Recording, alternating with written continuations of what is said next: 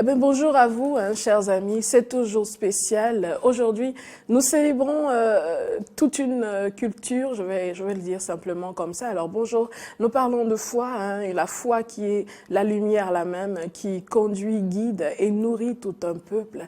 Alors, une fois de plus, bonjour à vous et bienvenue sur Matin d'Éden. J'ai envie de dire Nasouba à tout le monde du côté du Nord, Ekaro à nos amis musulmans. J'espère que je le prononce bien. Quoi qu'il en soit, Miawezo.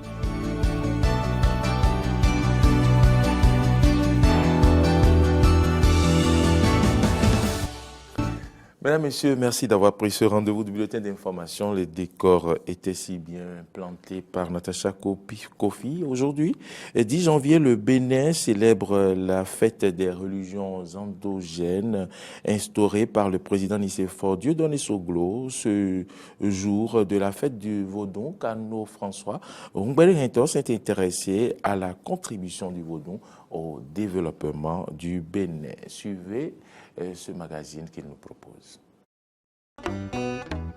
Mi voto me mi morongelo kosikoe unsi edodo peso I morongelo kosiko. Né de la rencontre des cultures traditionnelles des dieux Yoruba et divinités Fon et Ewe, lors de la création puis l'expansion du royaume Fon d'Abomey au XVIIe et XVIIIe siècle, le vaudou est le fondement culturel des peuples qui sont issus par migration successive de Tedo au Togo, les Adja dont les Fon, les Goun, les Ewe et dans une certaine mesure les Yoruba. Pour Runogansu Gazozo et Bokono Arignon, le vaudou constitue le monde invisible. Le vaudou, c'est la tradition primordiale africaine. Vau veut dire invisible, dou veut dire pays. Le vaudou, c'est le monde invisible dans sa matérialisation physique. C'est les anges de Dieu. C'est à travers les vaudous que nous atteignons l'éternel Dieu. C'est à travers les vaudous que nos prières montent au ciel.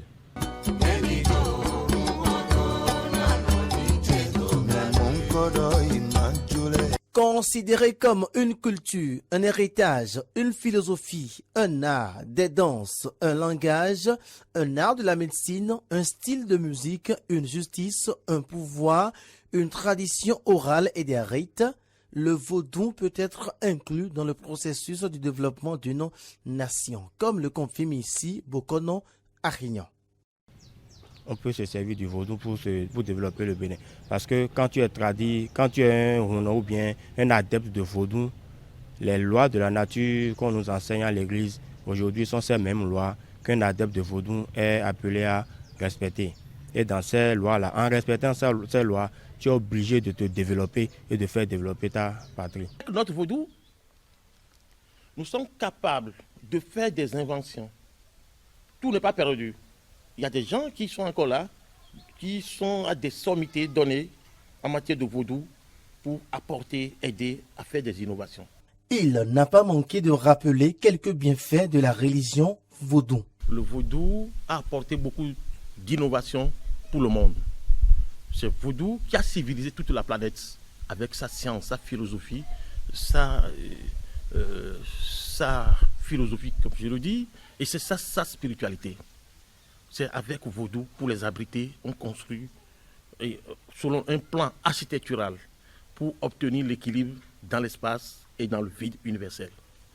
Avec le vaudou, aujourd'hui, on connaît les gilets anti-balles. Voilà, le contre-fusil qu'on fait, les gris contre-fusil, contre objets tranchants, c'est sorti du couvent. Alors, avec le vaudou, notre spiritualité, on a dressé une liste écologique pour savoir quelle plante est comestible, quelle plante manger, quelles racines consommer pour se soigner et pour guérir des maladies. C'est le vaudou. Donc le vaudou, c'est une merveille. Le vaudou, tradition africaine basée sur des principes, Bokono Arignon et Runogansu Gazozo demandent aux adeptes du vaudou de mieux s'intéresser à nos valeurs endogènes pour leur bien-être. Je dirais tout simplement aux adeptes de vaudou de tout faire pour se conscientiser auprès de dans leur religion, de tout faire pour être sains dans leur religion, de ne pas chercher à manger dans plusieurs plats. Surtout les intellectuels modernes, je formule cette doléance. Ils n'ont qu'à faire un effort pour retourner à leur antériorité anthropologique et venir se ressourcer, enfoncer leurs racines dans la chair ardente de notre patrimoine culturel et pour faire de ce pays un pays beau, merveilleux, développé. Étant un art, une tradition, une culture, le vaudou pour les Africains et surtout les Béninois ne devrait pas être une source de malheur car il reste et demeure une pratique ancestrale.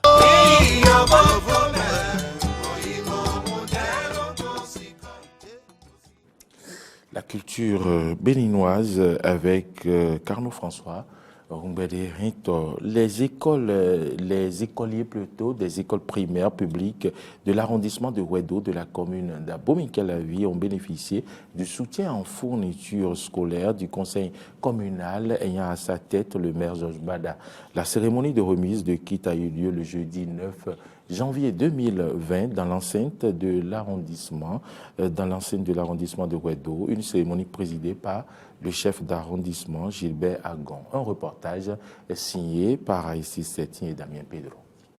L'éducation fait partie des piliers majeurs de la 3e mandature du conseil communal d'Abomey-Calavi. 400 kits scolaires ont été distribués ce jeudi 9 janvier 2020 aux écoles sises sur le territoire de l'arrondissement de Ouedo. Au cours de la cérémonie de remise des kits, le chef du dit arrondissement a profité de l'occasion pour faire le point de quelques réalisations de la mairie à Ouedo. C'est le moment de remercier la 3e mandature du conseil communal pour les nombreuses réalisations à son actif dans l'arrondissement de Ouedo. On peut citer entre autres la construction des modules de classe au profit de plusieurs écoles de l'arrondissement, la dotation des dites écoles de table et mobilier du bureau, la construction d'un second marché avec des boutiques et hangars à Aïedo. Le personnel enseignant des écoles bénéficiaires se réjouit. Les sentiments sont bons. On est vraiment satisfait. Et puis, si ça peut être continuel, vraiment, nous allons remercier le conseil communal. Conscient que l'éducation ne peut être assurée sans un minimum d'outils, le conseil communal d'Abomey-Calavi, ayant à sa tête le maire Georges Bada, a décidé d'équiper les écoles primaires de l'arrondissement de Ouedo avec 200 tables bancs. La remise des tables bancs à nos différentes écoles. Nous allons rapidement faire la présentation du schéma de partage. Nous avons EPP de Sato qui est bénéficiaire de 60 tables bancs puisque nous avons 200 au total. De Sato a 60 tables bancs. EPP Tomé n'est pas là. Chef village, EPP Tomé a droit à 30 tables bancs. Il faut noter que ce n'est pas pour la première fois que le conseil communal d'Abomey-Calavi pose de tels gestes pour une éducation de qualité dans les écoles de son giron. Nous allons à présent parler de cette information triste, mortel accident de circulation ce jeudi matin face au complexe scolaire au marché central d'Akasato. Un camion dans sa grande vitesse aurait percuté un minibus de transport en commun. Conséquence, 2 morts et plusieurs dégâts. C'est bien Laurent Roland-Toniquez qui est allé faire le constat. Chef malheureusement la mission terrestre de 2 compatriotes. Tous 2 sur une moto, ils ont été fauchés par ce camion en provenance de Cotonou pour certainement un des pays de l'Interland. Un accident qui s'est produit ce jeudi matin en face du complexe scolaire du marché d'Akasato. Dans sa course, le conducteur du camion a percuté ce minibus de transport en commun. Fort heureusement pour ce bus. Si on pouvait déplorer les dégâts matériels, aucun des passagers du bus n'a été fauché. Le conducteur témoigne.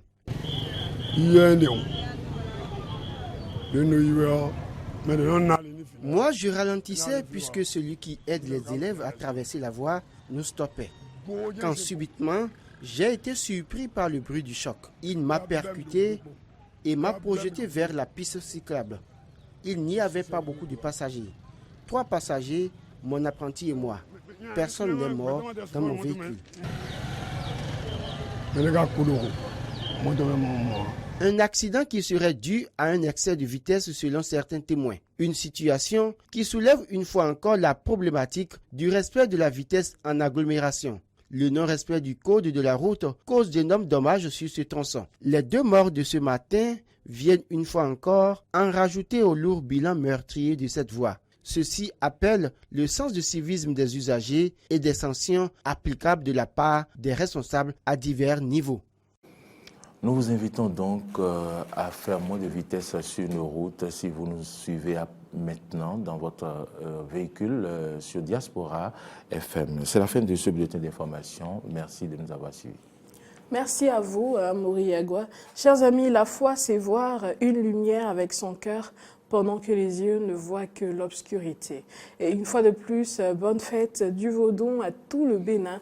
Nous allons à présent observer une pause publicitaire et revenir juste pour vous.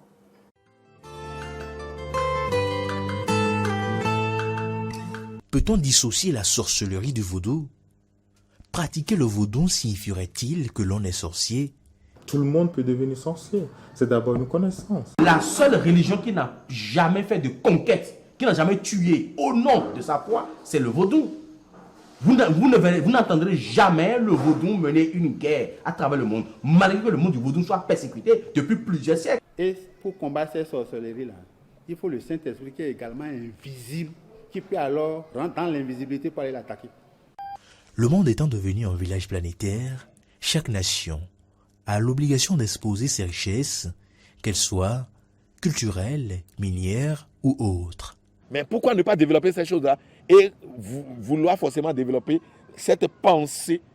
Et je pense que c'est en cela qu'il ne faut pas diaboliser ce que faisaient nos parents, mais il faut plutôt considérer que c'est des terres fertiles d'attitude, d'adoration devant le grand mystère. Et on va y chercher de la protection, on va y chercher de la vie, on va y chercher du bonheur. Mais c'est la nuit qu'on va le faire. Et pour combattre ces sorcelleries-là, il faut le Saint-Esprit qui est également invisible, qui peut alors rentrer dans l'invisibilité pour aller l'attaquer.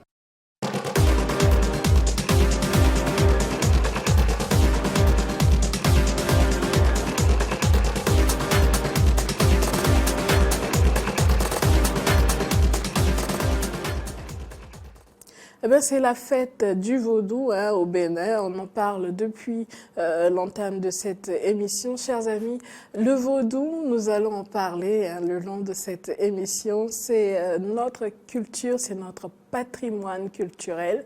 Alors, comment l'accepter aujourd'hui quand on sait qu'on se retrouve dans un monde quelque peu divisé, j'ose dire, parlant de la religion, où on dit « je suis chrétien et je renie mon patrimoine culturel, je suis de telle ou telle religion et par conséquent, je diabolise systématiquement tout ce qui a trait à ma culture, parlant précisément et spécifiquement du vaudou. Comment, en tant que jeune aujourd'hui, réussir à se réconcilier avec son patrimoine culturel? Comment le percevoir? Comment le prendre? Ce sont là autant de questions que nous nous posons au quotidien en tant que jeunes et nous essaierons peut-être de répondre à ces questions-là.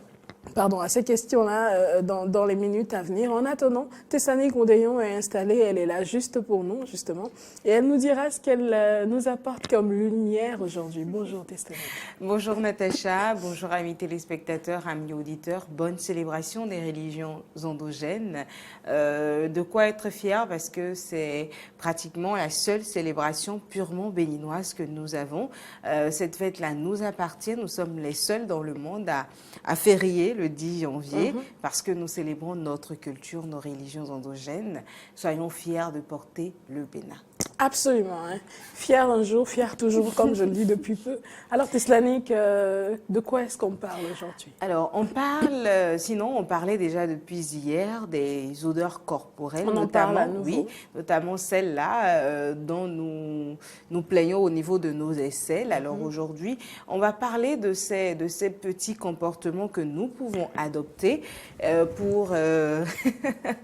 des petits comportements que nous pouvons adopter pour limiter la transpiration et les mauvaises odeurs. Hier déjà, on parlait de l'alimentation, oui. En contrôlant votre alimentation, vous pouvez être à moitié sûr que les odeurs corporelles ne seront pas systématiquement mauvaises. Vos odeurs corporelles, j'allais dire.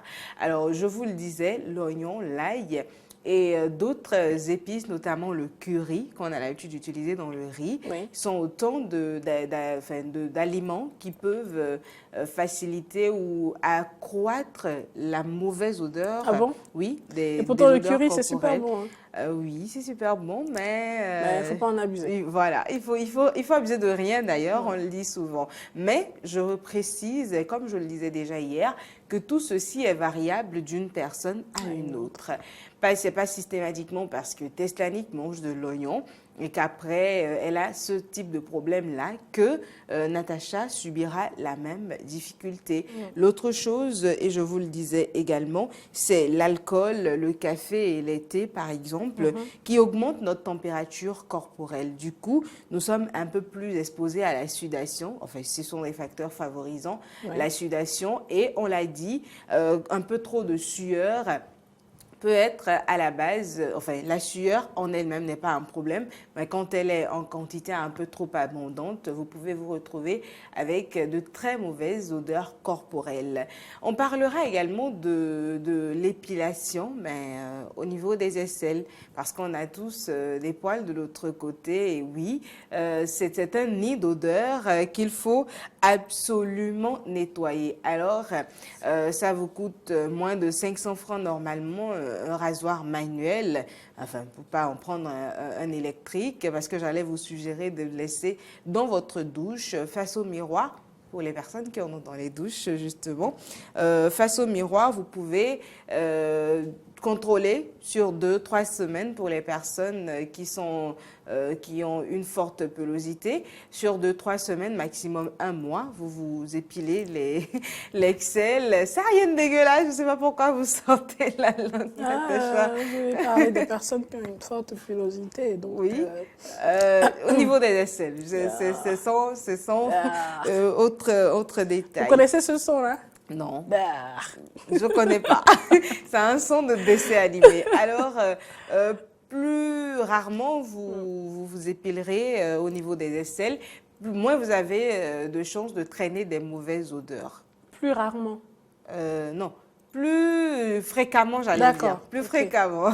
Plus fréquemment, vous le ferez, moins vous avez des chances de traîner les mauvaises odeurs. Et c'est ce que nous voulons. Alors, il ne faut surtout pas laisser les poils du côté des aisselles être du style, vous pouvez en faire des tresses. Ok, non, le vrai son, c'est... Natacha et les sons ce matin. Et mieux, il ne faut surtout pas permettre qu'ils prennent une autre couleur, parce que c'est l'autre détail qui quoi? C'est dégueulasse, en fait. Oui, mais c'est la réalité, c'est ce que nous vivons. On l'a tous vu ou on a tous connu ça. Est-ce que vous êtes en train de prendre le petit déjeuner ce matin? On est désolé. On est désolé. Totalement désolé. Bon, c'est les informations. Alors, je vous parlerai également des vertus de l'aloe vera. On a tous un petit quelque chose à la maison du style aloès quelque part dans un pot où on peut s'en procurer rapidement grâce à ses vertus qui sont à la fois hydratantes, purifiantes et même antiseptiques. L'aloès est idéal pour traiter la transpiration excessive. Vous pouvez donc l'appliquer, le gel là qu'on peut avoir au niveau de l'aloès, vous pouvez l'appliquer directement au niveau de vos aisselles avant une douche par exemple. Comme on peut le faire avec le citron, on en parlera tout à l'heure. Vous pouvez donc l'appliquer comme ça et cela réduit tout naturellement les odeurs parce que l'aloès a des vertus antiseptiques et je vous le disais hier, les odeurs corporelles deviennent mauvaises au contact des bactéries. Donc, ces vertus antiseptiques-là de l'aloès sont fortement conseillées dans un problème spécifique de mauvaise odeur corporelle. Le citron également, je crois que on a tous connu ça avec nos mamans. Où vous voulez que je vous décrive la scène? Oui, j'ai bien envie de savoir. Eglo. Bon, c'est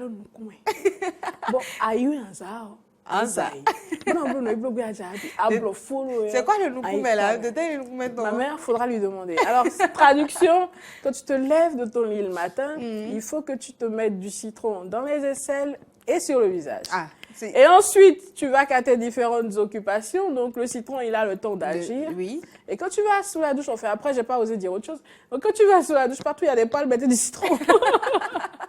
C'est pas faux. Parce qu'on en parlera le long de la semaine prochaine. L'hygiène corporelle, pour ne pas avoir de mauvaise odeur. C'est un ensemble. C'est un ensemble. Parce que les aisselles sont bons, mais à certains moments, ça sent pas bon. On sait quoi. Vous sentez toujours mauvais. Alors, le citron, voilà, Natacha nous partageait avec nous, voilà, son expérience. Et j'ai connu aussi, il y a toujours du citron à la maison. Il faut découper en avant dans la douche. Il tu faut te lèves le matin. C'est même pas le jus, hein. C'est pas le style. Vous avez du jus de citron dans une bouteille, donc c'est pas ça. Non. Vous avez le citron même que vous passez véritablement au niveau des aisselles et un peu partout, vous avez des poils. Et nos mères béninoises, elles sont tellement économiques, c'est-à-dire qu'elles sont tellement économes. Le matin, quand tu te lèves, d'abord, elle, à l'époque, où j'avais pas le choix, elle exigeait qu'on se fasse du jus de citron le matin. Donc, il fallait prendre 2 tranches de citron, les presser dans le verre. Pour le jus de citron qu'on était supposé boire avec du miel avant d'aller à l'école. Et ensuite, c'est là que votre rapport avec le miel a commencé. Ensuite, on gaspille rien du tout, quoi. C'est que la pulpe de citron, maintenant, il fallait... ça passe au niveau des aisselles, tout simplement. Les aisselles, le visage, et partout, il y a des poils. Voilà, tout simplement. Et ensuite, va balayer. Quand vous ne le faites pas, que vous êtes en train de balayer, parce qu'il y a des jours où on est pressé, on s'est peut-être mal réveillé ou réveillé en retard et tout. Pendant que vous balayez, la dame, elle fait...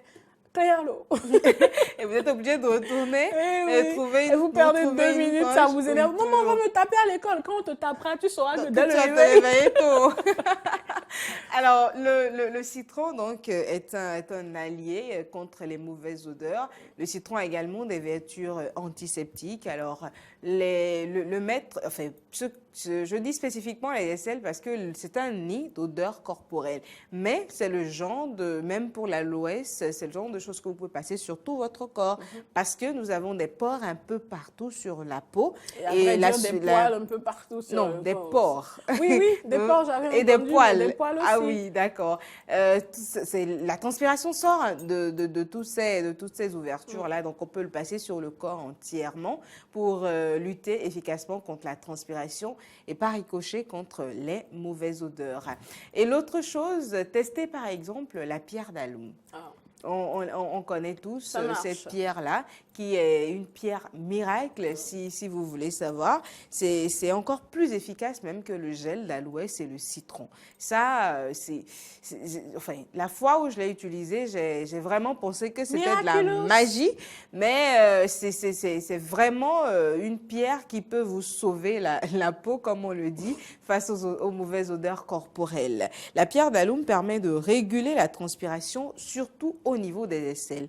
C'est vraiment le nid des mauvaises odeurs, comme je le disais. Et avec la pierre d'aloum, vous êtes sûr de pouvoir régler le problème. Il faut dire quand même à ce niveau-là que ça dépend de chaque organisme. Parce que, et même là, ça dépend des périodes. Hein. J'ai fait une expérience assez traumatisante avec la pierre d'aloum il n'y a pas si longtemps que ça. C'est-à-dire qu'en période de forte chaleur, si vous avez la peau sensible, par moment, il faut éviter de s'en servir parce que ça assèche davantage vos aisselles, ou en tout cas, peu importe où vous en faites usage. Ça assèche davantage et ça crée une irritation qui, si vous ne faites pas attention, découle sur une plaie. Je ne sais pas si vous en souvenez, je m'en suis plainte pas mal de fois. Parlé. Et c'était justement ça. Et quand la pierre d'aloum était à la base. Parce que c'était pendant une période de forte sécheresse, donc ayant la peau assez sensible et connaissant cette vertu-là de la pierre d'aloum qui assèche davantage en fait, parce que c'est ça la première chose que ça fait, ça assèche davantage, et ben, il faut éviter, il faut d'abord connaître votre type de peau et faire attention aux différentes périodes que l'on traverse. que nous traversons, parlant de période sèche ou de période pluvieuse, etc., Enfin, etc. une période beaucoup plus humide et Oui, tout. oui. C'est vrai, c'est bien possible. C'est vrai que je n'avais pas noté cela comme étant un problème spécifique lié à la pierre d'Aloum. En fait, je me dis qu'il y en a c'est bien peut-être, possible. oui, je me dis C'est qu'il y en bien a possible. peut-être qui souffrent de cette irritation-là, mais et qui qui ne ne savent comprennent pas. pas, voilà, d'où ça provient. Donc, ça pourrait être l'utilisation de la pierre d'Aloum qui vous crée de ces irritations. C'est bien Donc, possible. il faut faire C'est bien attention possible. à la période et savoir quand l'utiliser et quand ne pas Alors, comme l'utiliser. petite astuce, il y a beaucoup de personnes qui l'utilisent directement. Mais au lieu d'utiliser directement, vous pouvez le mettre dans l'eau. Mais ça ne change pas grand-chose. C'est juste que l'eau nous donne une sensation d'hydratation. Du coup, quand c'est dans de l'eau, avant que vous ne le passiez, vous pouvez moins le sentir. Mais faites attention si vous avez une peau très sensible et surtout prenez conseil auprès de votre dermatologue. Absolument, si vous en avez, oui. par exemple, si vous avez un dermatologue, il y a également des déodorants naturels à base d'Aloum, ça dépend. Mais bon, si on peut avoir la pierre elle-même, pourquoi aller se prendre le Autant se servir de la déodorant? pierre. C'est miraculeux. Oui. En fait, c'est super de vous entendre C'est un en parler. antibactérien aussi. Et Ah oui? Oui, c'est un antibactérien et c'est fortement... c'est une pierre de sulfate de potassium. Donc, c'est pour ça que enfin, Aussi il est efficace. recommandé voilà, dans la lutte contre les mauvaises odeurs corporelles. Quoique, depuis quelques années, la pierre d'Aloum est en train d'être soupçonnée comme étant un facteur favorisant le cancer du sein chez les femmes. Mais c'est des études qui continuent encore. Je l'avais noté dans mes recherches. Mais ce n'est pas pour vous empêcher de l'utiliser ou ce n'est pas pour vous dire. Mais toute fois que j'ai des informations, je les partage avec vous pour qu'on soit... La vérité, c'est que je suis certaine qu'il y a une multitude de femmes là qui nous regardent et qui se disent « Ma mère l'a utilisé avant moi, ma grand-mère c'est avant, vrai. mon arrière-grand-mère Elles n'ont avant. rien eu. Elles n'ont rien eu, tout le monde se porte Oui, bien. c'est vrai. Ce sont juste des hypothèses. À ce jour, il n'y a pas d'études spécifiques. Vous savez, en science, avant de pouvoir confirmer quelque chose, il faut suivre sur des générations et des générations. Et c'est juste ces dernières années que ces soupçons ont commencé par planer. Et ce n'est que des soupçons. Si dans nos différentes familles, on l'utilise et qu'on n'a rien connu Je de vous tel, promets, dans ma c'est pas un famille, mon problème. arrière-grand-mère C'est ça. l'utilise. C'est ça. Non, mais vous savez, la science évolue et compte tenu également du fait que notre milieu, notre environnement évolue, notre environnement est en perpétuelle mutation, je vais le dire comme ça. Oui. Tenant compte, je parle évidemment des différents bactéries. facteurs. Vous êtes d'accord, les moustiques d'il y a, je sais pas, 10 ans, 20 ans, ne sont pas les pas mêmes les que mêmes l'on que a ceux aujourd'hui. d'aujourd'hui, quoi. c'est bon. Ils sont costauds, Natacha ils sont... pose. Non, c'est vrai ce que je dis, c'est vrai ce que je dis. Ils sont Peut-être que plus j'exagère costauds. un petit peu en parlant des moustiques, mais c'est dire que nous nous retrouvons aujourd'hui avec des maladies qui n'existaient pas il y a quelques années. Oui, Donc, assurément. notre on cherche milieu... les facteurs favorisants un peu partout. Notre dans milieu, nos notre comportements environnement de vie. évolue. Autant positivement que négativement, il faut avoir le courage de se l'avouer. Du coup, ces mêmes produits-là qu'on utilisait sans craindre quoi que ce soit il y a 50 ans, eh bien Peuvent aujourd'hui, être des dans un facteurs autre de risque. environnement, vous les utilisez et ça peut devenir un facteur de risque. Donc du coup, il faut faire attention. De toute façon, Tessanic suit de près l'évolution de la science et elle nous dira. Si d'ici là, il y a des études claires sur la question, je pense que je partagerai toutes ces informations avec vous. Mais j'espère que non. En tout cas, moi, en attendant, je continue d'utiliser la pierre d'Aloum. assurément, la pierre d'Aloum est est magique. C'est juste une pierre qui vous sauve la peau, comme je l'ai dit. Alors, testez tout en faisant attention à la sensibilité de votre peau. L'autre chose, c'est bien la qualité des vêtements que vous portez. On fait pas très attention, mais il y a beaucoup d'habits aujourd'hui que nous achetons et qui sont en fibres synthétiques. Et mieux, ça nous sert. Et la peau ne respire pas. C'est un problème pour la respiration, pour l'aération au niveau de notre corps. Du coup, on a un problème d'évacuation de la transpiration. Alors, ce que je vous conseille, c'est de préconiser des vêtements en coton, par exemple, ou en lin, ou encore en soie, mais pas systématiquement des habits qui sont en fibres synthétiques, et mieux, des habits qui sont, enfin, quand je vais dire amples, vous ne serez pas totalement d'accord avec moi, mais des vêtements qui vous laissent respirer, voilà, qui vous laissent respirer et surtout qui laissent respirer votre peau. La dernière chose dont nous allons parler, c'est bien le type de savon et les déodorants que nous utilisons. Si vous avez déjà une forte odeur corporelle, évitez surtout les savons et les déodorants avec un fort parfum. Parce qu'associé à l'odeur corporelle, ça fait un mélange qui n'est pas du tout agréable pour les personnes qui vous entourent. Merci d'en parler. La plupart des gens, je ne sais pas pourquoi, je ne sais pas comment ça se passe dans la tête de la plupart des gens, mais ils se disent, vu que j'ai une mauvaise odeur, mieux. Ils prennent tout de suite un vêtement et ils essaient. Il y a toujours ce petit réflexe parfois, quand tu sais que le vêtement il est sale, tu le prends, tu essaies de sentir pour voir si tu sais qu'il est sale. En fait, tu sais qu'il est sale, mais tu évolues son niveau de saleté, quoi. Tu évalues, pardon, son niveau de saleté. Oh non, donc tu le sens rapidement et ils se disent. Ça sent quand même un petit peu, mais bon, c'est pas grave, je le porte et puis un déodorant, pouf, pouf, pouf, et puis c'est pire. Là, autant laisser le vêtement, hein, si vous voulez pas le laver, posez-le dans un coin, vous le laverez en fin de semaine, mais ne le mettez pas. Parce que y ajouter le déodorant, le parfum et même la pommade parfois, parce que tout ça, c'est un mélange d'odeurs, ça peut tuer. Non, c'est vrai, ça peut tuer. Vous passez dans un rayon de... Elle dit non, ça peut tuer, du style... Passez dans un rayon de 15 km, tous les moustiques, tous les insectes qui tombent. Alors, qu'est-ce qu'il en sera des êtres humains? Alors, faites donc attention au type de savon. Préconisez des savons qui sont sans parfum, c'est toujours mieux.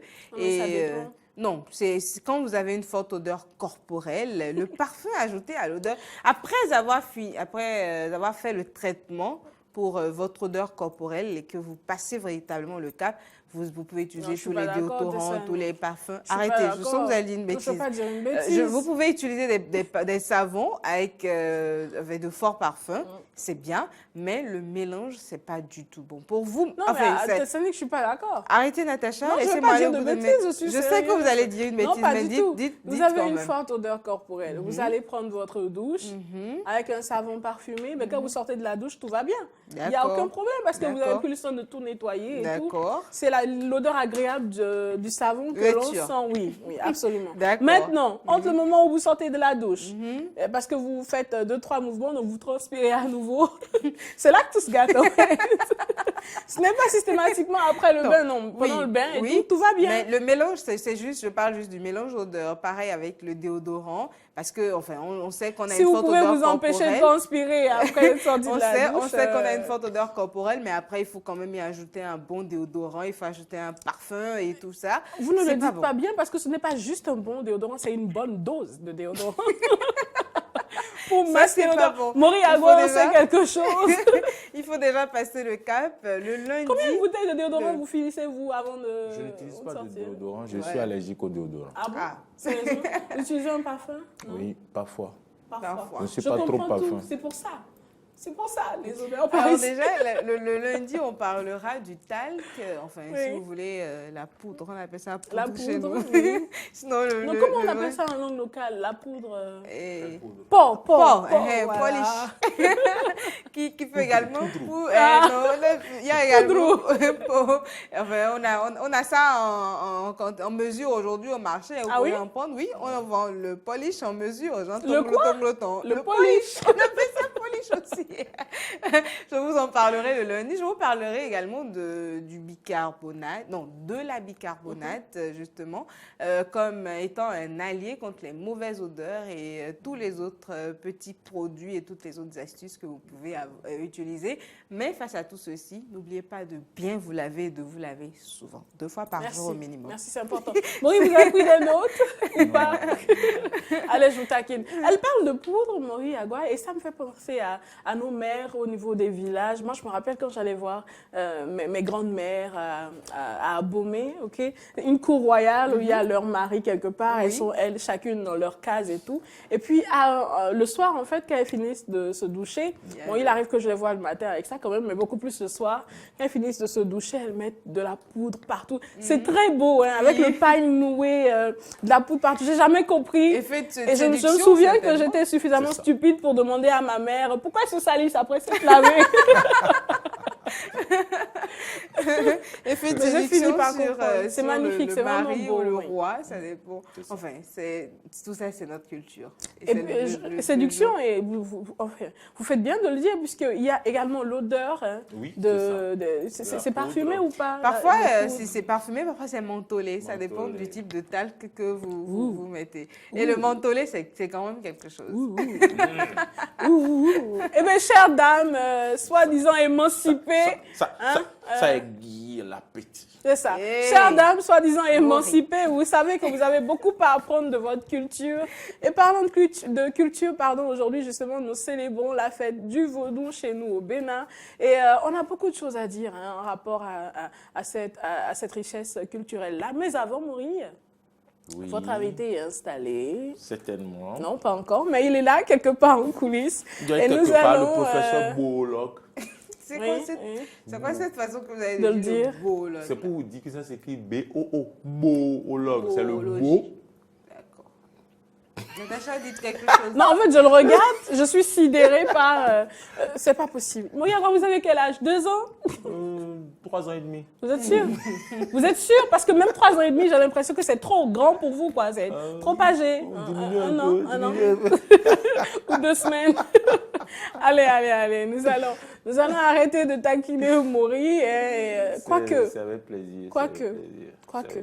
Mais s'il vous plaît, offrez-lui un petit peu de déodorant.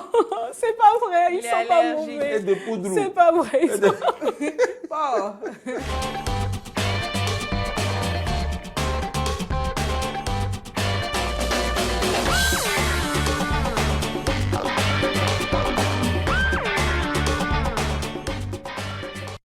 Mesdames, Messieurs, nous sommes le 10 janvier. Vous le savez, nous célébrons bien sûr nos religions endogènes. Nous parlons de fête de Vaudou. Aujourd'hui, face à face spécial reçoit pour vous Raymond, bien sûr, professeur, docteur Raymond Assorba. Il est maître de conférences des universités, sociologue, anthropologue, expert en spiritualité du développement et il est boologue.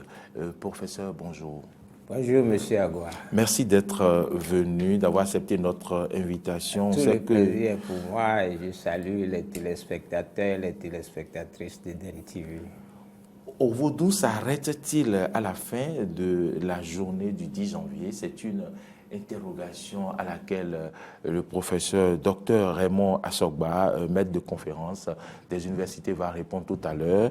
Et mesdames, messieurs, voilà le décor planté. Professeur, qu'est-ce que vous avez sur votre épaule sur le plateau? Ceci, c'est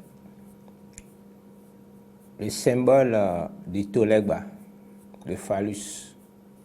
Ce sont mes étudiants de l'unité d'enseignement de biologie qui l'ont sculpté et ils l'ont utilisé hier pour faire un sketch. Et lorsque ce face-à-face, je sais qu'il est organisé, je me dis que je viens avec. Et quand je l'ai fait, j'ai reçu un surcroît de sens. Les gens se demandent souvent, est-ce que Vaudou c'est seulement pour le Bénin ou bien est-ce que ça va au niveau de la sous-région? Et là, je vais vous dire, vous avez entendu parler de Sundiata Keita, l'empereur du Mandingue. Vous savez que le Mandingue vient jusque chez nous ici. Les Bioguira, Kaba et autres sont les descendants du Mandingue et ça vient jusqu'ici. Et vous savez que Sundiata Keita était infirme. Et jusqu'à un certain âge, il ne se tenait pas debout. On a tout essayé. On a même fabriqué une canne en fer. Et la canne s'est pliée. Alors, un des sages du Mandingue a dit, donnez-lui le sexe de son père pour qu'il se lève. Et Sundiata s'est levé. En tenant le sexe de son père. Le phallus symbolise le pouvoir. La force. La force du pouvoir. Et donc, vous voyez un peu que le phallus du Tolegba, vous voyez la forme du Bénin. Et si vous allez en Côte d'Ivoire, pas seulement en Côte d'Ivoire, dans toutes nos contrées, le symbolisme du phallus se retrouve dans la roue.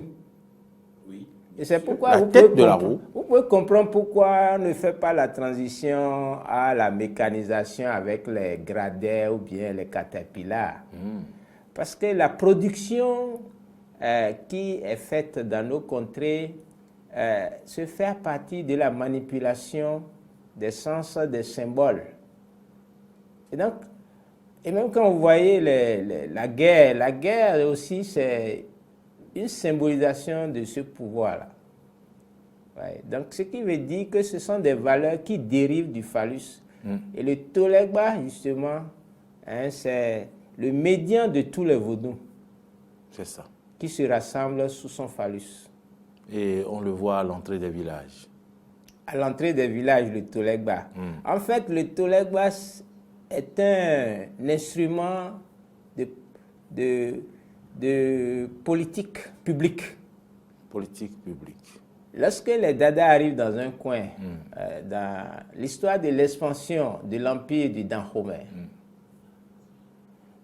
ils aménagent le territoire en implantant un Tolegba. C'est ça. Et le Tolegba est symbole de sécurité, sécurité publique. C'est ça. Et c'est pourquoi les femmes viennent se mettre à l'ombre du Tolegba pour faire le commerce. C'est ça. D'où l'histoire des marchés, Ahi. C'est ça. C'est sous l'ombre du gland du phallus que le commerce se développe.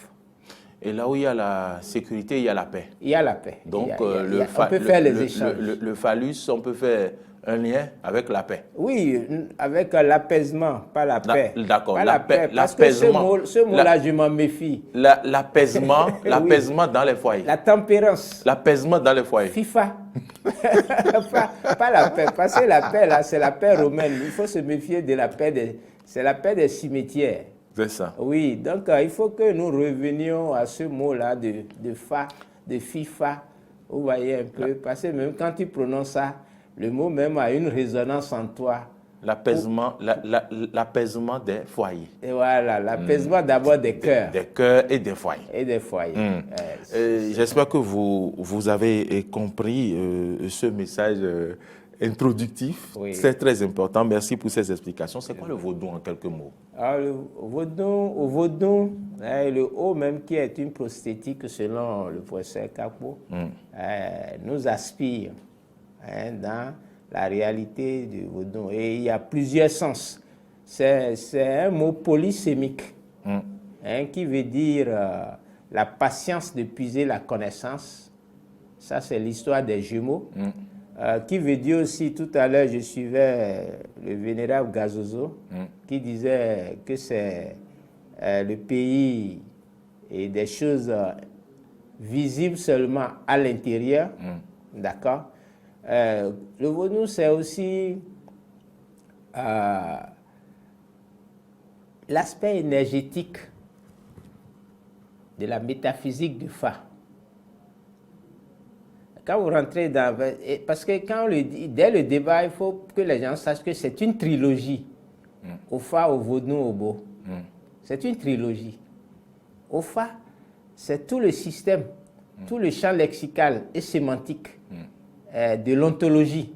C'est-à-dire, lorsqu'un bébé naît déjà, lorsqu'il y a la réincarnation d'un être, c'est le Ofa qui l'accueille et qui le suit dans sa croissance physiologique, intellectuelle, jusqu'à sa réincarnation future. Et au vaudou maintenant, c'est l'aspect énergétique, c'est-à-dire un condensateur d'énergie. Qui permet de capter aussi bien les énergies de l'air, de l'eau, de la terre, du feu. Vous voyez un peu. Donc, c'est ce foyer-là, centripète de l'existence humaine. Parce que vous voyez, quand vous prenez le corps physique, on dit que la température est stabilisée à peu près à 37 degrés. Vous voyez un peu. Et donc, c'est de l'énergie que l'homme mobilise, vous voyez, par la pensée pour aller à l'action. Quel lien avec le beau? Au beau, c'est la technologie de la fabrication des possibles Ça veut dire quoi? Ça veut dire que Obo, c'est l'addition des différents règnes, minérailles, végétal, animal, et l'homme est un animal aussi, émotionnel, d'accord, pour prendre avantage des situations qui assaillent l'homme dans la vie.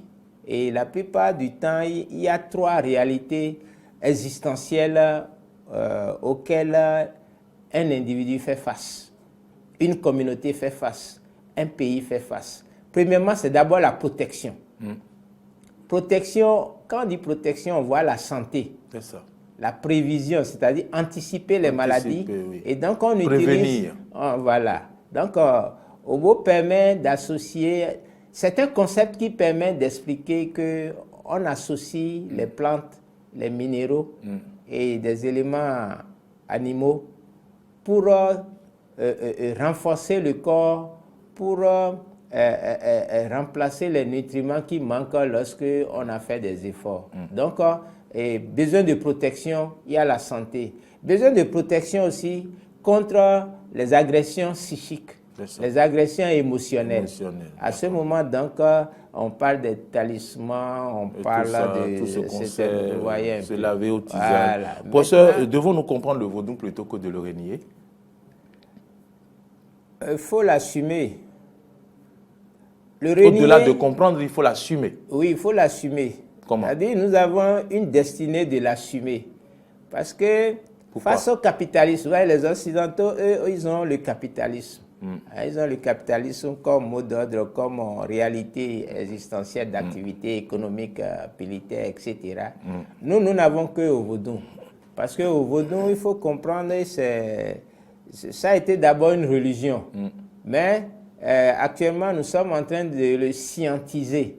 Oui. D'accord? C'est-à-dire arriver au niveau d'en extraire les variables scientifiques pour résoudre les situations de développement. Donc, il faut comprendre qu'à l'abord, nous avons passé 98 ans d'aliénation qui nous ont amenés à nier au vaudou.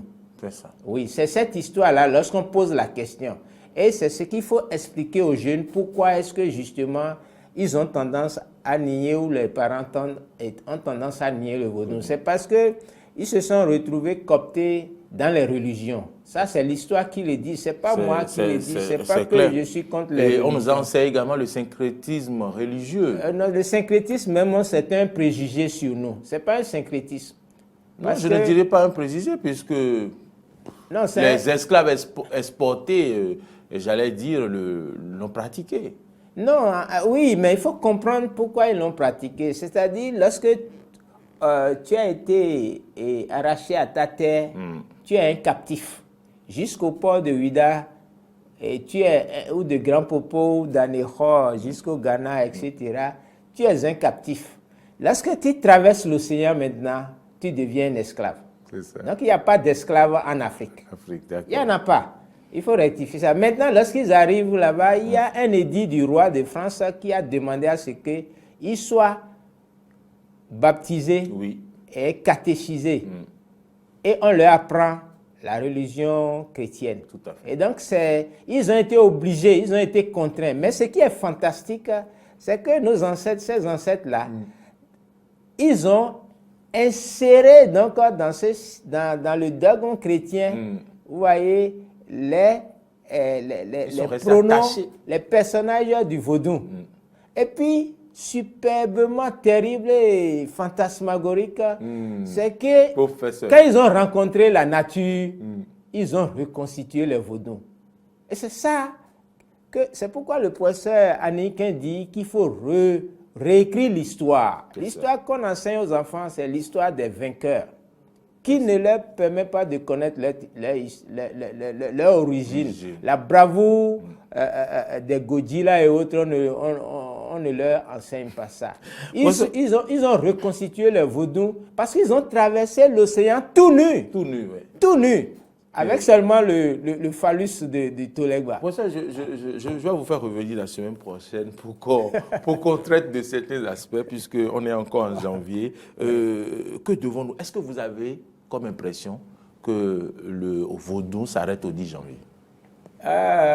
Oui, pendant 27 ans, jusqu'à l'année dernière, le vaudou s'est arrêté au 27 janvier parce que depuis que le président Nicéphore Soglo, il faut le saluer, il a exercé la souveraineté du Bénin pour reconquérir la liberté de cette terre-ci, arrachée en 1894, d'accord, nous sommes restés debout sur le terrain des enjeux stratégiques mondiaux. C'est-à-dire que nous sommes restés, avec le renouveau démocratique, nous sommes restés fixés. Nous avons fait une fixation névrotique et symptomatique sur l'aspect politique du renouveau démocratique, la constitution, le pouvoir. On n'a pas vu le pouvoir utilisé pour transformer et rentabiliser la liberté. On n'a pas vu ça. Vous voyez un peu. Et ça a été un coup d'État à la nation béninoise, où l'élite s'est cantonnée seulement, vous voyez, et à la répartition des zones d'autorité et s'approprier les reliquats financiers qui vont avec. Et donc, pendant 27 ans, les aspirations du peuple, de la nation, n'ont pas été prises en compte au plan de l'éducation, au plan même de l'industrialisation, c'est-à-dire l'activation des vecteurs de l'économie pour ménager à la jeunesse. Vous voyez les conditions d'expression de ces rêves, d'accord, de suprématie. Qu'auriez-vous souhaité par rapport au vaudou? Il faut aujourd'hui demander aux gens, retourner au discours du président Soglo en ce moment. Parce que quand il a fait venir toute la diaspora, vous voyez un peu, dans ce foisonnement de sens, ça veut dire qu'il y avait une possibilité d'instaurer une base économique à partir du vaudou. Vous voyez un peu.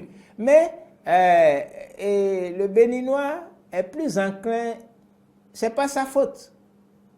C'est la colonisation qui a formaté le Béninois comme ça, a capté l'argent facile. Vous voyez, surtout les citadins, voilà, surtout les citadins et puis ceux qui sont dans l'administration, etc. Et ce n'est pas leur faute, ils ont été configurés comme ça. Il y a un travail maintenant de reprogrammation, de reformatage de la personnalité des administratifs. Et pour comprendre que l'administration, c'est pour développer, ce n'est pas pour gérer seulement la carrière, mais surtout rechercher les perdièmes et autres. Ça manque. Et c'est ça qui a fait que nous sommes restés, nous n'avons pas exploité, vous voyez, ce foisonnement de sens à partir de ce qu'on a mis dans le 10 janvier. On n'a pas dit comment on va l'exploiter. On va le dire. Mais justement, si vous êtes disponible, vous reviendrez ici vendredi prochain pour qu'on en parle. Pour qu'on en parle. Comment l'exploiter? Comment exploiter le vaudou? Ça, c'est un gros morceau. C'est promis. Vous reviendrez ici vendredi prochain. On va organiser très bien. Ça. Oui. Professeur, en une phrase. Oui. Hier, à l'UAC, vous avez organisé une conférence sur les religions endogènes. Qu'avez-vous retenu à la fin? Alors, qu'est-ce que nous avons retenu? En une phrase, s'il vous plaît. En une phrase. Par exemple, il faut changer le drapeau du Bénin.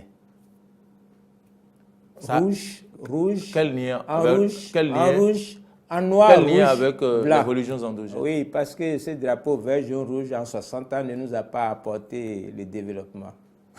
C'est des couleurs, les couleurs de la soumission, les couleurs de l'inactivité, les couleurs de l'incapacité à innover, à réfléchir et puis à aller à la découverte de nous-mêmes pour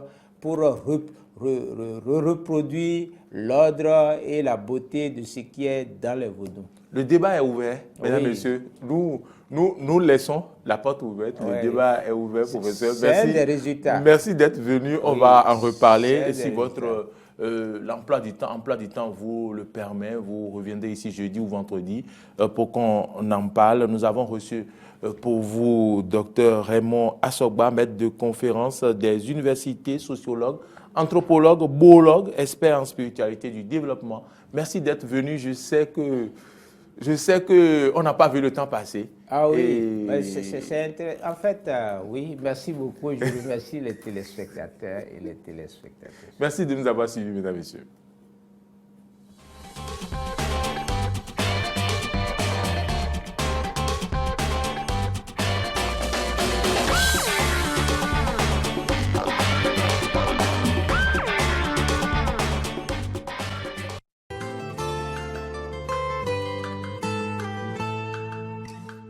De la fermeté et de la ténacité de ce roi hors pair qui n'a pas hésité à combattre à main nue le colonisateur français.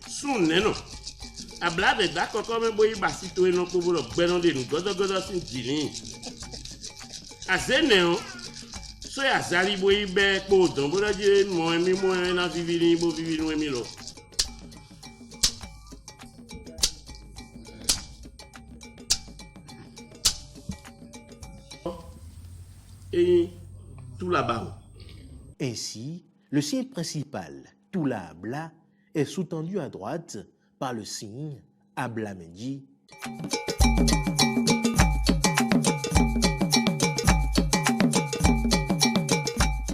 Et à gauche par le signe Théaclan, révèle que beaucoup de projets élaborés connaîtront un aboutissement heureux. Les vœux de nos dirigeants seront concrétisés, mais les oiseaux de mauvais augure affirmeront le contraire. Toute la nation béninoise a désormais un œil fixé sur Toula Abla, signe principal du Huefa de cette année 2020. Il devient dès lors la boussole à suivre pour ceux qui croient à la science divinatoire qu'est le Fa.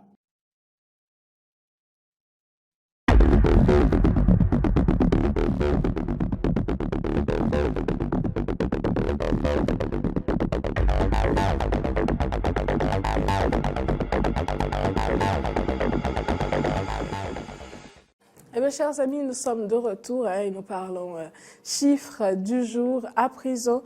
Aujourd'hui, nous parlons de 200 millions de francs CFA. Mori Agua et Testani Ngouléon avec moi sur ce plateau pour en débattre. Merci à vous d'être là. Merci, Natacha Kofi. Alors, Mori Agua, nous parlons de 200 millions quand même de francs CFA. 200 millions de francs CFA, perte et mévente de tomates et d'ananas au Bénin à cause de la fermeture des frontières du Nigeria. Eh bien, témoignage d'un producteur. Et donc, c'est une réalité, on n'en parle pas souvent. Depuis le 20 août 2019, les frontières nigérianes ont été fermées. Il faut rappeler que 75% de la production des membres de l'AGEPAB, ces productions-là sont écoulées vers le Nigeria. 75%. Et donc, quand on arrive à fermer cette frontière et que cette frontière reste fermée du mois d'août jusqu'aujourd'hui, vous avez vu dans le message, il a dit, honnêtement parlant, nous avons perdu plus de 200 millions. C'est pour l'AGEPAB,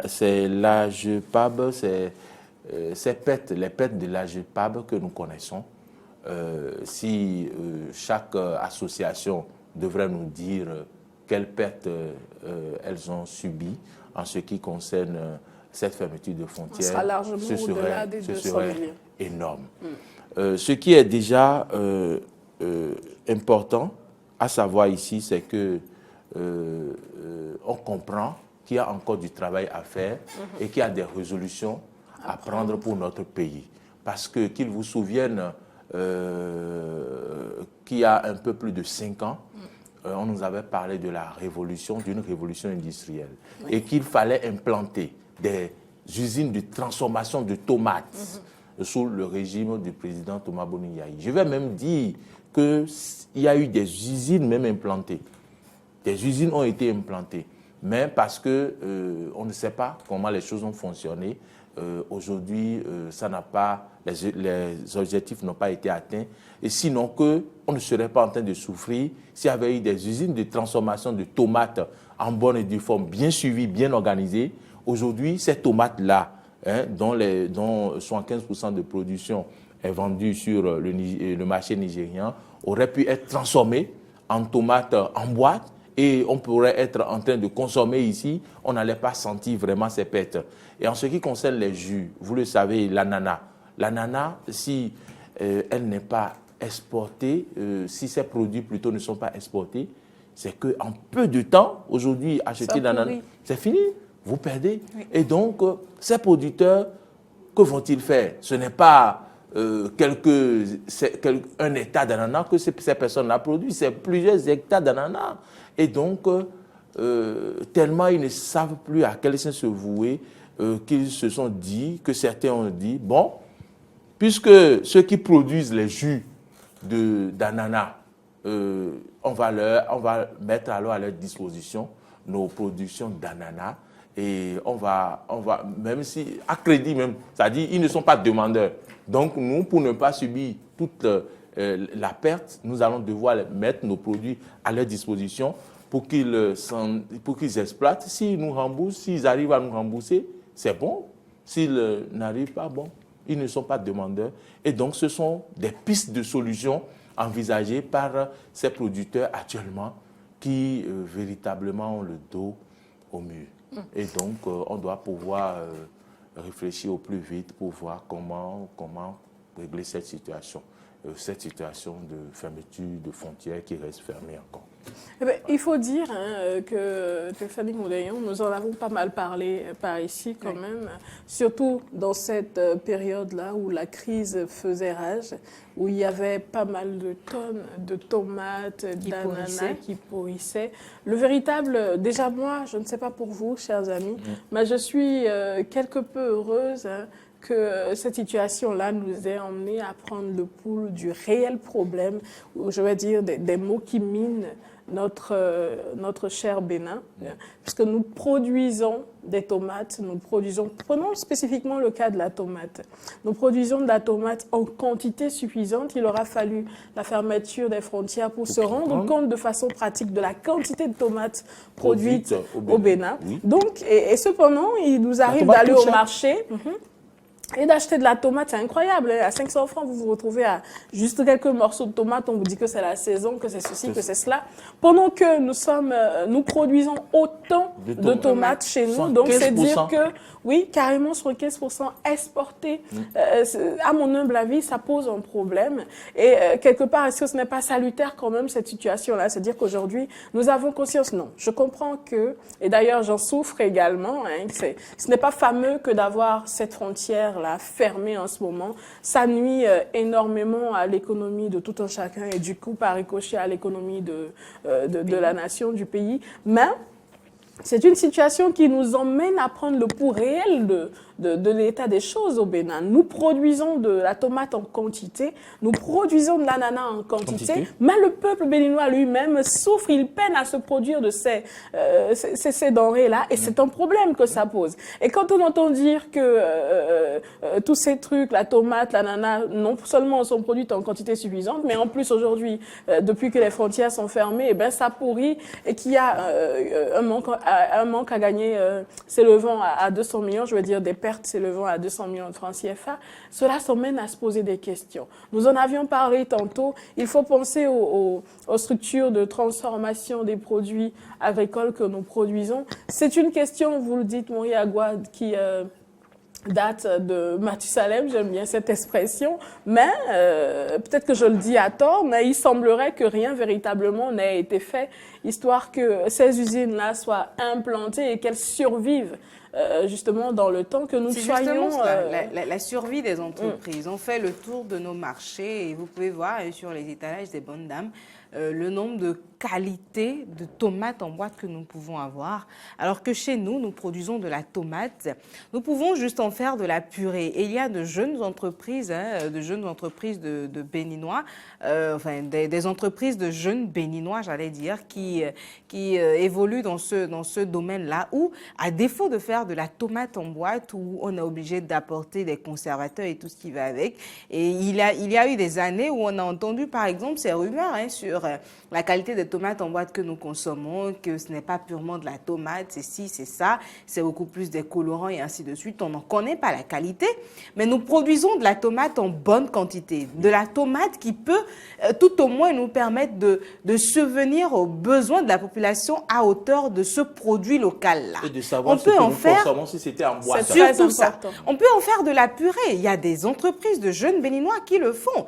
Je suis allée déjà dans des boutiques implantées par, des boutiques de produits locaux. Enfin, c'est comme ça qu'ils les appellent la plupart du temps, où en bouteille, vous avez de toutes petites boîtes de purée de tomates. Vous savez exactement que c'est avec de la tomate d'ici qu'on l'a fait. Il n'y a pas de conservateur, enfin, selon ce qu'ils disent, et j'espère que c'est le cas. Et vous ramenez chez vous à la maison, vous pouvez le mettre au frais. Vous prenez une partie aujourd'hui pour faire de la friture, demain c'est de la sauce, et vous savez exactement avec quoi est-ce que cela a été produit. Tessanique, excusez-moi de vous interrompre, non seulement vous savez ce que vous consommez, parce qu'il y en a qui disent, quand on parle en ces termes, il y en a qui disent, tu n'étais pas là quand ils l'ont mis. Oui, cependant, vous savez exactement à qui vous en prendre. Justement, puisqu'il est sur le territoire, et c'est un béninois comme vous qui le produit en cas de pépin, vous savez vers qui vous tournez. Mieux, avec toutes ces possibilités-là que nous avons de transformation, l'environnement n'est même pas favorable pour permettre à ces entreprises-là de s'éclore.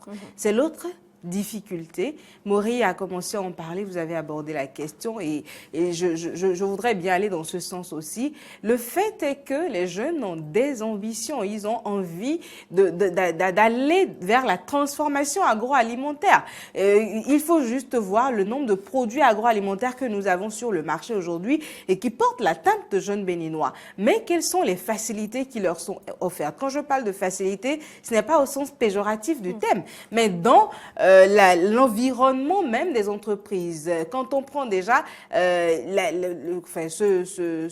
avoir un local, par exemple, ou même un espace où il faut implémenter sa structure de transformation, les facilités pour avoir des fonds, par exemple. Ces jeunes sont obligés tout le temps de postuler à des programmes internationaux pour avoir un peu d'argent, histoire d'investir ou d'acheter un appareil pour faire ci ou pour faire ça. C'est autant de difficultés. Les frais d'impôt. Il y a de petites choses qui n'ont l'air de rien, mais qui inhibent les capacités des jeunes béninois à faire ci ou à faire ça. Alors que la transformation agroalimentaire, au-delà même du fait que cela favorise la consommation locale, et la transformation locale est un nid d'emplois, parce qu'on crée des emplois en mettant dans notre pays ou sur notre territoire des entreprises qui transforment des choses que nous produisons nous-mêmes. C'est ça la valeur ajoutée que nous pouvons apporter. Quand on voit l'ananas du Bénin qui est obligé d'aller, qu'on est obligé d'exporter vers la France, par exemple, pour aller produire là-bas du jus d'ananas, qu'on ramènera, ce jus d'ananas qu'on importera sur notre marché et qu'on achètera à fort prix. Avec l'emballage. Oui, on achètera à fort prix, alors qu'il y a de jeunes entreprises, je ne veux pas citer de nom, mais il y a cette entreprise-là qui me fascine depuis des années.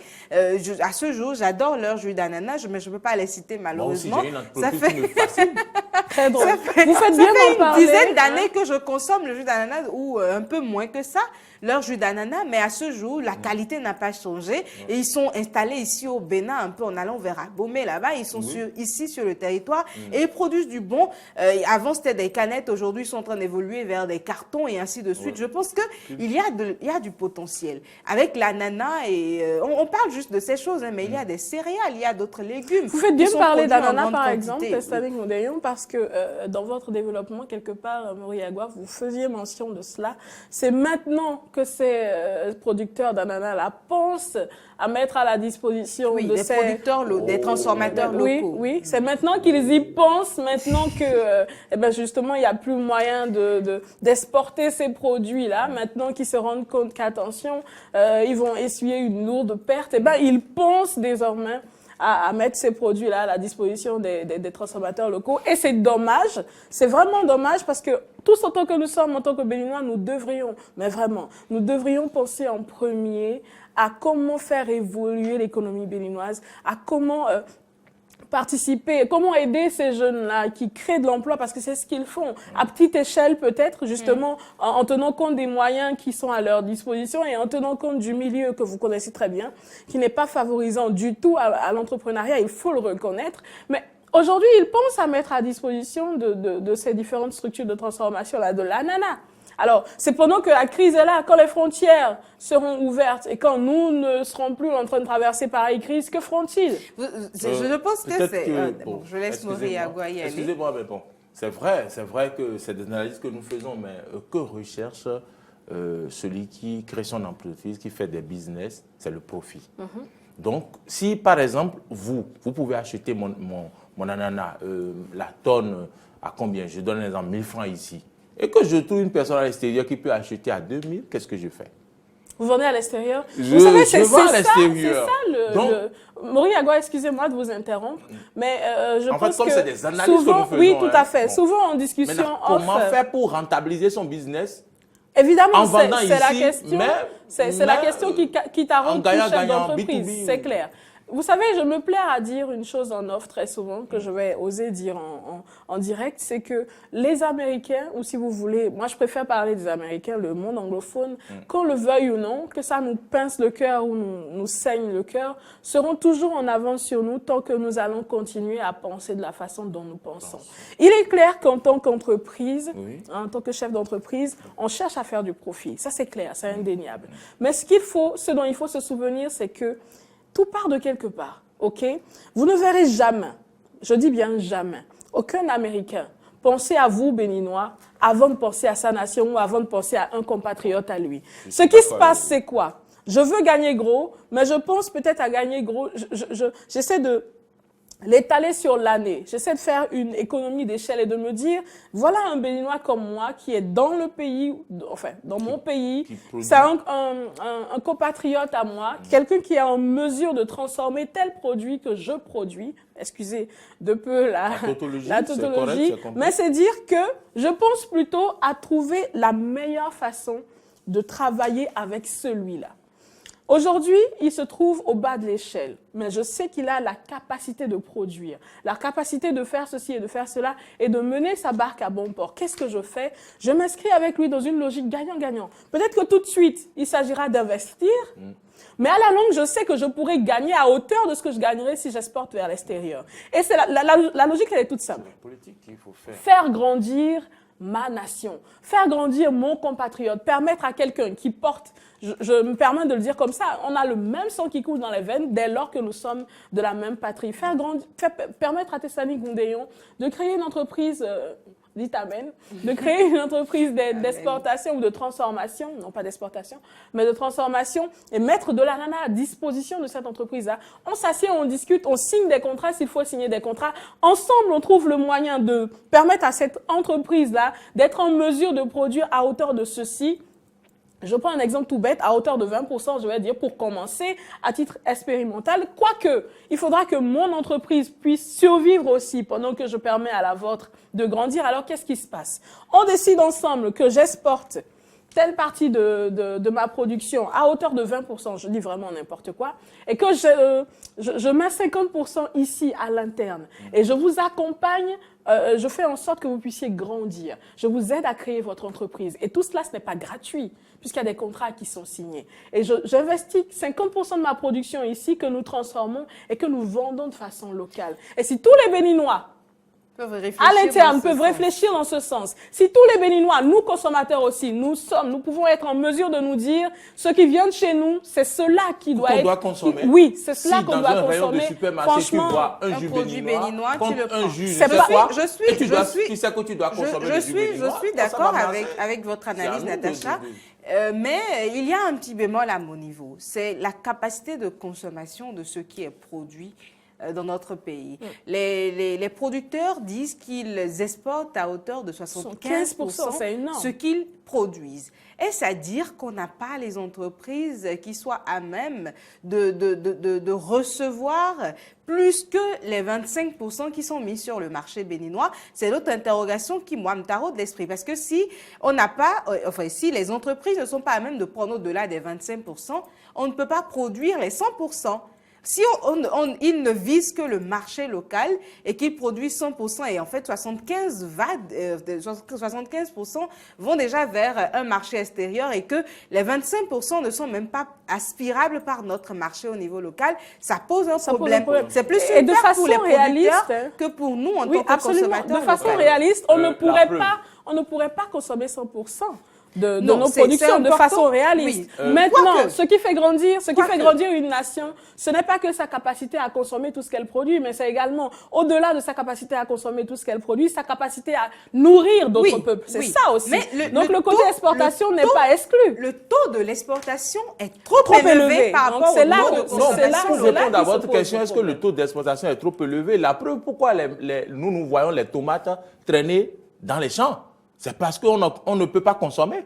Je suppose. Et c'est suite à la crise. C'est suite à cette crise. Oui, suite à cette crise. S'ils avaient un marché d'écoulement interne... Maurice, je vous pose une question. Suivez d'abord. Oui, je comprends. S'ils avaient un marché d'écoulement interne... Ils l'auraient écoulé à l'interne. Oui, c'est ce que je pense. Et ils auraient évité que ça pourrisse. Voilà. Le véritable problème, à mon humble avis, Maurice Agua, ce n'est pas qu'ils aient un marché d'écoulement interne ou non. Mais c'est plutôt comment ça se passe normalement, comment ça se passait jusque-là. Jusque-là, ils exportaient pratiquement tout vers l'extérieur et à l'interne. Pendant que vous produisez, vous n'êtes même pas capable d'acheter de la tomate normalement et d'aller chez vous manger. Non, c'est vrai. Il y a des périodes où les ménages ne sont pas en mesure de se procurer de la tomate. C'est terrible. C'est ça le lundi. C'est terrible, justement. Et s'ils avaient pensé à trouver le moyen, justement, d'écouler ces produits-là à l'interne, ils n'auraient peut-être pas essuyé une si lourde perte. Donc, je pense, enfin, c'est vraiment un problème qui est... Enfin, un problème qui nous amène à un autre, c'est une chaîne et tout. C'est à différents niveaux. Déjà, quand on parle du consommateur que chacun de nous est, combien sommes-nous véritablement à préconiser? Je crois que c'est ces dernières années que, enfin, à la maison et tout, on a commencé à se dire, mais la vérité, là, ces histoires de tomates en boîte, là, il y a quoi dedans? Même si c'est cher, là, allons acheter la tomate fraîche. Hein. Il y a à peine quelques années qu'on a commencé à se le dire. Sinon, même quand on veut préparer de la sauce à la base à la maison, il y a, enfin, excusez du peu, chers parents, mais il y a la tomate pour 100 francs et 250 francs de tomates en boîte qu'on achète pour ajouter à la tomate et faire la cuisine. Mais aujourd'hui, on se dit exclusivement la tomate fraîche, on n'utilise plus de la tomate en boîte pour le faire. Ça, c'est la mentalité du consommateur déjà au plus bas niveau. Et si on était un peu plus de Béninois à consommer de la tomate fraîche, ça peut déjà faire évoluer la chose. Ça, c'est juste au niveau de la tomate. Une question, parlant de la tomate justement, pensez-vous que si au Bénin, une femme, une mère de famille avait la possibilité d'aller au marché se procurer une tomate en quantité suffisante pour faire de la sauce à la maison à ses enfants, à sa famille, à 100 francs. C'est-à-dire que vous achetez 100 francs de tomates, vous pouvez faire une sauce et nourrir votre maison. Est-ce que vous pensez qu'elle va préférer aller prendre la tomate en boîte? Elle ne pourra pas prendre la tomate à cette quantité-là, à toutes les saisons. Ça, il faut déjà qu'on puisse le dire, parce que la tomate ne se produit pas à toutes les saisons. Mais il arrive des saisons où on a de la tomate à moindre coût. Nous avons de l'eau, nous avons tout ce qu'il faut. Le Burkina, ça dépend. C'est pour ça que je disais que c'est un problème à divers niveaux. C'est pas que le consommateur le problème. Il y a les moyens qui sont mis à disposition de la production. Il y a les marchés d'équipement. On en parlera une autre fois probablement. C'est vrai. C'est toute une chaîne. La faute n'est comme pas qu'à une personne. Et vous savez, chers amis, nous avons beau incriminer quelque peu incriminer quand même les producteurs, il faut reconnaître que si en tant que Béninois, on avait déjà la culture de consommer un petit peu plus de 129, les choses auraient d'une façon ou d'une autre évolué et quelque peu changé. Alors merci à vous deux. C'est véritablement toute une machine, tout un système qui est à revoir. Et ce n'est pas juste d'incriminer une partie et ne pas incriminer l'autre partie. Tout le monde est concerné par cette question. Essayons, tous autant que nous sommes, de revoir notre façon de penser et notre façon d'agir. Quand vous allez dans un supermarché et que vous avez un produit local, préférez toujours le produit local, histoire de... Oui. histoire d'encourager la production locale, c'est très important. Il faut que tous les Béninois, à tous les niveaux, puissent se mettre en tête que la première chose à consommer, c'est ce qui est produit chez nous. C'est très important. Alors, 229 un jour, 229 toujours. Mieux, on est le 10 janvier, quoi. Consommons 229 véritable. Consommons le 10 janvier. Encore et toujours. Ça permet à notre pays de grandir. Et quand vous voyez les gens être fiers de leur patrie, ça part de choses aussi simples que ça. Yes. On essaie de promouvoir les actions l'un de l'autre. On essaie ensemble de se faire grandir. Et c'est cela qui permet après d'être fier de sa nation. Alors, oui, et nous avons un régime en place qui d'ailleurs nous dirige dans la bonne direction. Hein. Il faut pouvoir faire la promotion de tout ce qui est local. Et c'est à cela qu'on vous invite ce matin. Alors, bonne fête du Vaudou une fois de plus à tout le Bénin et à tous les Béninois qui sont ici et ailleurs. On vous souhaite de passer une magnifique journée. Hein. Prenez soin de vous. Merci à vous deux. C'est toujours un plaisir. C'est toujours un plaisir d'être en votre compagnie. Merci également à toute l'équipe technique avec laquelle on travaille. On va peut-être les nommer. On va commencer par vous. On va dire merci à quelques-uns. Hein. Oui, je pense à Ariane Agbo, je pense à qui... Bon, pendant qu'ils s'en souviennent, Tessaling Léon, vous pensez à quelqu'un? Monsieur Cyr, à Didier Guédou, notre preneur de son, sans oublier Dame Claudia Dossou. Je pense également à tous nos cadreurs, Romaric Devauchy, Jean-Baptiste, Fiacre, Damien Pedro. Qui? On n'oubliera certainement pas de faire un coucou à la rédaction d'Eden TV également. Oui. Alors, merci à tout cet ensemble qui permet à cette machine d'être en branle et de vous faire plaisir tous les jours. On vous aime très fort, prenez soin de vous et n'oubliez pas. Merci surtout pas que c'est la foi qui vous porte, c'est la lumière qui nous guide à bon port simplement. Allez, prenez soin de vous, bisous. Merci Natacha Kofi. Bon week-end, c'est vendredi et tout est permis. Alors faites-vous plaisir. Natacha Kofi, on vous aime.